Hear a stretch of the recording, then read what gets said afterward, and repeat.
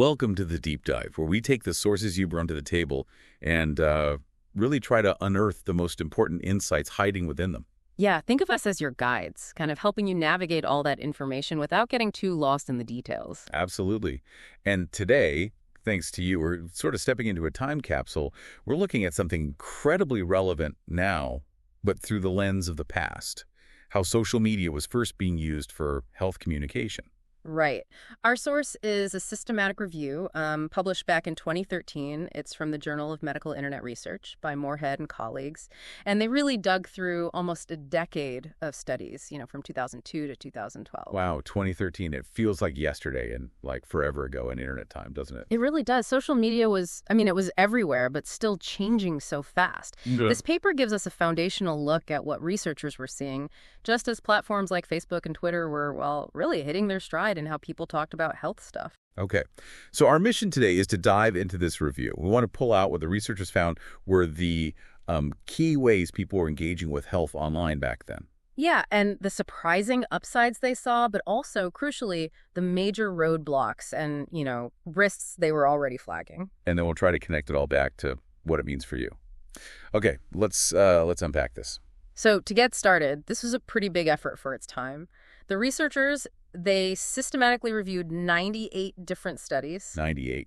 Focusing just on social media and health before 2013. That tells you something, right? Mm-hmm. Researchers already saw this was a big deal. Exactly, even in those early days. Yeah. And they covered a really broad landscape of platform stuff popular back then. Think blogs, forums. MySpace even. Yeah, MySpace, early social networking sites, and then the growing influence of Facebook, Twitter, YouTube. It was a wide net trying to capture how people were interacting online about health. And who were these early adopters? Who was talking health online? Well, the studies they looked at focused mainly on three groups: the general public, patients specifically, and health professionals. Yeah. And the review captured users across a really wide age range. From school kids all the way up to older adults over 65. So not just one specific demographic then. Right, although they did note that the majority of users highlighted in these studies tended to be in the 11 to 34 range, which maybe isn't a huge shock given who was adopting platforms back then. Makes sense. They also saw some findings suggesting maybe more female users on social networking sites. And interestingly, in the U.S. studies, there was some indication of disproportionate use among lower-income households and African Americans compared to non-Hispanic whites in certain situations. Though one study kind of pushed back on that, suggesting access was happening regardless of education and race. So a bit mixed there. That's a fascinating glimpse at the early digital divide, or maybe the lack of one in some ways. So, okay, this diverse group of people, what were they actually doing with social media for health? What actions did the review pick out?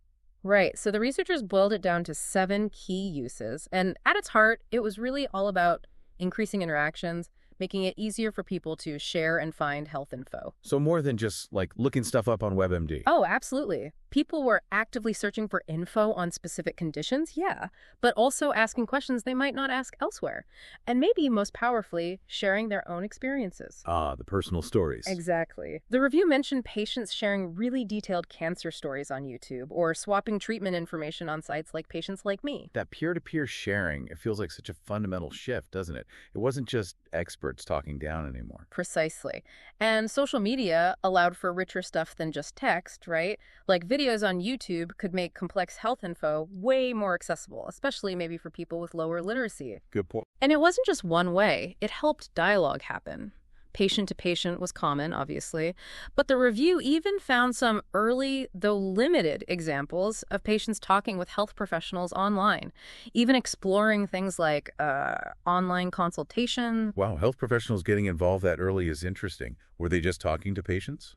Not entirely. The review noted professionals were also starting to use these platforms to gather data, to understand patient experiences, opinions, maybe even monitor conversations about health topics. Okay, so listening in a way. Yeah, and beyond those individual interactions, there was a big role seen in broader public health stuff. Right. Health promotion campaigns, education, even online interventions like communities supporting smoking cessation. Right.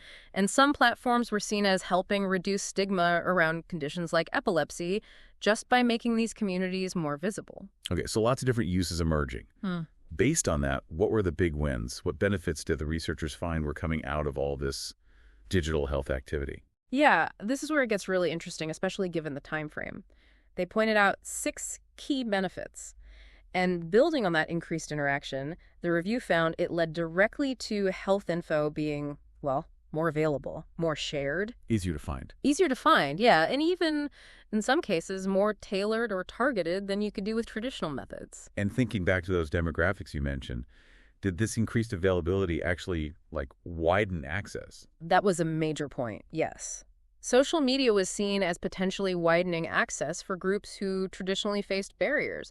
Younger people, ethnic minorities, lower socioeconomic groups. It seemed to be bridging some gaps. That potential alone feels huge. It is, and maybe unsurprisingly, that peer social and emotional support came through really strongly as a benefit. People were finding genuine encouragement, validation, shared coping strategies. Which is incredibly valuable. Totally, especially for people managing chronic conditions who might feel pretty isolated otherwise. Finding that online community could be a lifeline. I could absolutely see that. Definitely. Now, maybe one of the most sort of forward-thinking benefits they identified back then was the potential for public health surveillance. Surveillance, like tracking diseases. Exactly. This review highlighted studies where platforms like Twitter were being used in real time to track outbreaks like H1N1, monitor how the public was reacting to health crises, quickly spot misinformation spreading, and rapidly push out accurate public health messages. It was seen as this low-cost, real-time monitoring tool. Using Twitter for public health tracking back then, that feels almost ahead of its time. Yeah. So systemic benefits too, not just individual ones. Precisely. And there was even some potential identified for influencing health policy, maybe indirectly. Like popular medical blogs or trending health topics could catch the eye of mainstream media or policymakers. Okay, so clear benefits were emerging. Yeah. Really changing the landscape of health info and support. Yeah. But the internet's rarely perfect, right? But what are the big catches? The limitations or risks? Ah, yes. The flip side. The review found 12 key limitations. And some of the ones that came up most often, and were most concerning, revolved around the quality and reliability of the information. The classic internet problem hitting healthcare head-on, basically. Pretty much, yeah. It was proving incredibly difficult for users to figure out who was providing the info they were seeing. I mean, anyone could publish health stuff, right? So the line between expert knowledge and just personal opinion, or even bad info, got really blurry. Judging reliability was a huge challenge. And sharing health info is so personal. What about privacy? Was that on their radar? Oh, absolutely. Privacy, confidentiality, data security, all flagged as major concerns. The researchers worried that many users just weren't fully aware of the risks of sharing sensitive personal health details online, whether in public forums or even in groups that maybe weren't as private as people thought. Which, again, feels incredibly relevant today, maybe even more so. It really does. And beyond privacy, there's just the straightforward risk of people finding, or worse, sharing harmful or just plain wrong health advice. Right. Plus, the sheer amount of information could lead to overload. And even if someone found what seemed like good info, the review noted they might struggle to figure out how to actually apply it to their own situation without a doctor's guidance. Information without context or that personal medical oversight, yeah. Exactly. The review also touched on potential negative social learning, like seeing unhealthy behaviors, maybe pro-smoking content online, though that was studied less often back then. Okay. And from the health professional side, the review noted they often hesitated to use social media for direct patient communication. And maybe most surprisingly, they found some hints that social media could actually deter patients from seeking professional help. Really? How so? Well, if users felt they'd gotten enough information online, they might delay or avoid seeing a doctor. Huh. That's a concerning potential side effect of all that access. So, pulling it all together, what did the researchers conclude about this whole new digital dimension to healthcare based on those studies from over a decade ago? Their main takeaway was pretty clear. Even by 2013, social media was undeniably bringing a new dimension to health communication. It had created these, unprecedented opportunities for connection, for information exchange, for support that just weren't possible through the old channels. It was already a powerful force shaping how people thought about and managed health. And for you listening today, this historical snapshot really highlights that these platforms can be incredibly accessible tools. You can find information, find community, But it also really underscores that those big warnings they identified back then, needing to be critical about sources, protecting your privacy, recognizing not all info is reliable or even relevant to you, these aren't new problems caused by today's internet. They were there right from the start. Yeah, it really frames this ongoing challenge, doesn't it? For us as individuals and for healthcare systems too. How do we actually use the power of these platforms effectively while also managing the risks they saw so clearly so early on? Exactly. That's the balancing act. Now, looking back at this review from a research angle, what did they say were the big unknowns? Like the gaps in understanding back then? That was a really crucial part of their discussion. They highlighted that a lot of the studies available at the time were exploratory or descriptive, basically figuring out how people were using social media for health. So less about whether using it actually caused certain health outcomes. Like, did it make people healthier or not? Precisely. The review pointed out a real lack of more robust studies, things like randomized controlled trials, RCTs, or long-term studies that could really show causation or track effects over many months or years. And because of that gap in the research methods, they pinpointed areas that urgently needed more work, especially as social media just kept exploding. What were some of those big questions they left us with? They were asking some fundamental things like, how effective are different platforms compared to each other or compared to traditional ways for actually achieving health goals? What are the long-term effects, good and bad, of using social media for health over time? Yeah, important question. Definitely. And how can we develop better ways to monitor, maybe curate, and improve the quality and reliability of health info online? Getting ahead of that misinformation curve. Right, the quality issue again. Yes. And they also stressed needing to understand how best to educate everyone, the public and health professionals, about those privacy and sharing risks. And crucially, how could social media actually be used to strengthen the patient-doctor relationship rather than potentially undermining it?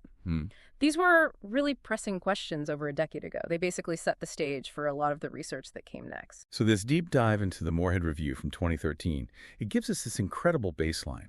It shows that this whole dance between social media and health communication has been going on for a long time. It brought revolutionary potential, but also these really fundamental challenges. Yeah, it offered new ways to connect, get information, find support that were just unimaginable before, but demanded users be vigilant about accuracy, about privacy, about potential harms right out of the gate. And it highlighted that even back then, the research was really just beginning to scratch the surface of its true impact. Which brings us to maybe a final thought to leave you with, building on that core concern the researchers had about quality. If the quality and reliability of health information was already a major limitation back in 2013. Before things got really crazy with viral content and algorithms. Exactly. Before sophisticated misinformation campaigns became so common, how much more amplified is that challenge today? And what does knowing that history tell us about our own responsibility, when we encounter health information just scrolling through our feeds?